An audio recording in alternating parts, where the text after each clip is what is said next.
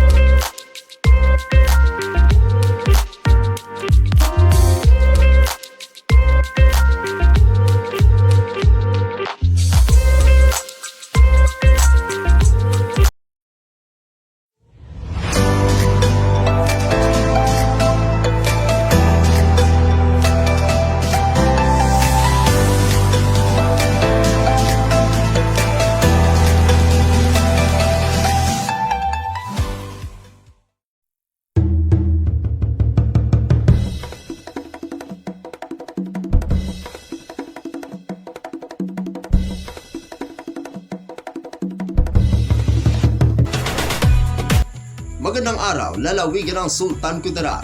Narito na ang mga pangunahing balita sa Sultan Kudarat Headliners ngayong Oktubre 2, taon 2024. Sandigan Aradanas tandem sa bayan ng President Quirino. Narito ang ulat. Formal nang isinumite ng Team Kapamilya ngayong araw ang kanilang mga Certificate of Candidacy sa tanggapan ng President Quirino Municipal Comelec Office, araw ng Miyerkules, ika-2 ng Oktubre taong kasalukuyan.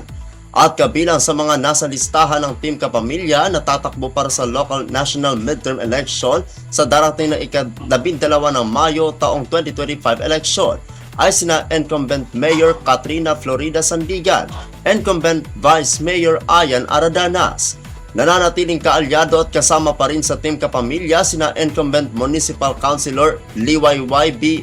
Dumrigue, Mark John P. Kabakungan, Alexander U. Aradanas, Renato A. De La Reina, Modesto Belmonte, sasabak din sa pagkakonsehal sina Edgar M. Sandigan at nagbabalik na si Attorney Ken John C. Silvestre at Winnie Vallejos.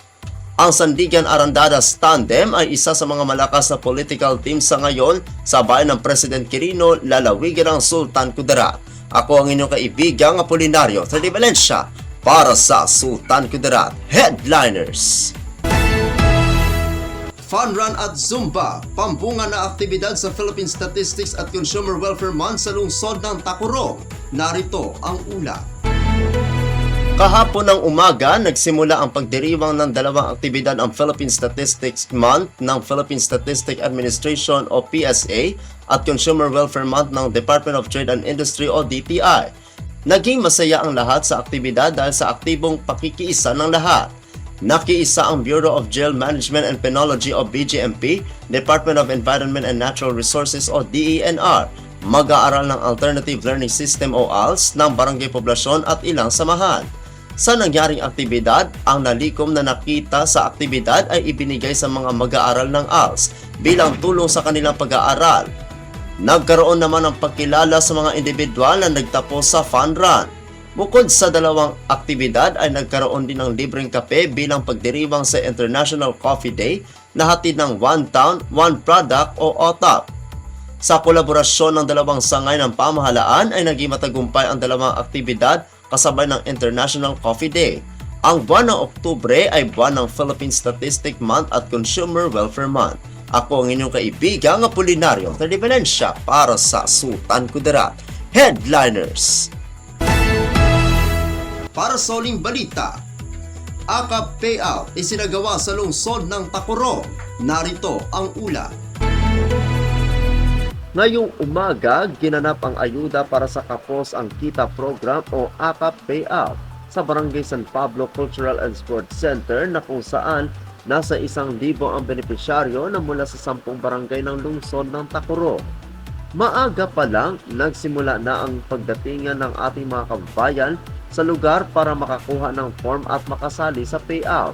Sa payout ngayong araw ay hinati ito sa dalawang cluster na kung saan ang makakatanggap ngayon ang cluster 1 na kinabibilangan ng Barangay San Pablo, San Emanuel, Tina, de Ledesma, San Rafael, San Antonio, Grino, Carmen, Poblacion at Buenaflor na ang bawat cluster ay may 100 benepisyaryo.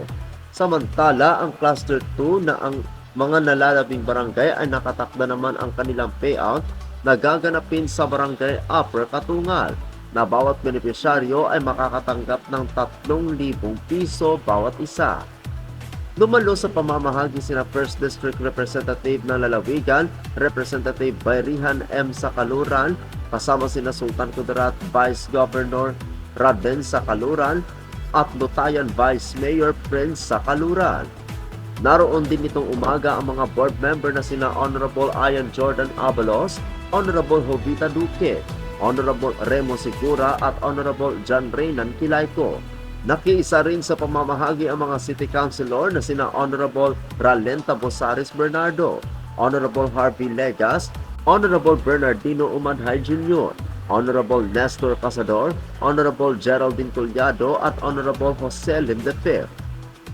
Naroon rin sa pamamahagi sina Kalian Punong Barangay Rafi Lacson, dating Buenaflor Punong Barangay Adriano Beso at ang negosyanteng si James Ryan Rafael.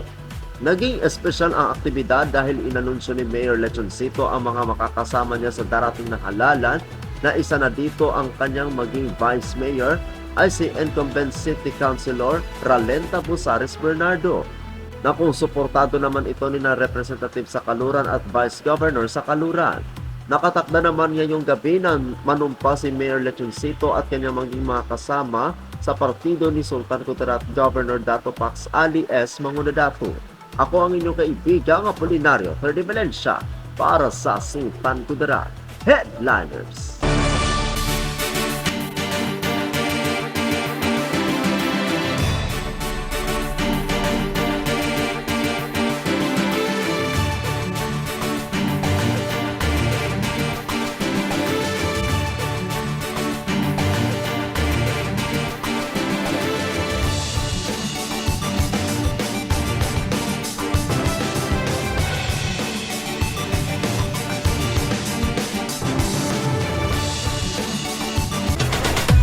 At yan ang kabuuang mga balita sa araw nito. Mga balitang kailangan ninyong malaman, balitang walang kinakampihan, balitang totoo, balitang may dalang aral at inspirasyon. Ito ang Sultan Kudarat Headliners. Hanggang bukas, maraming salamat at magandang araw, kaibigan.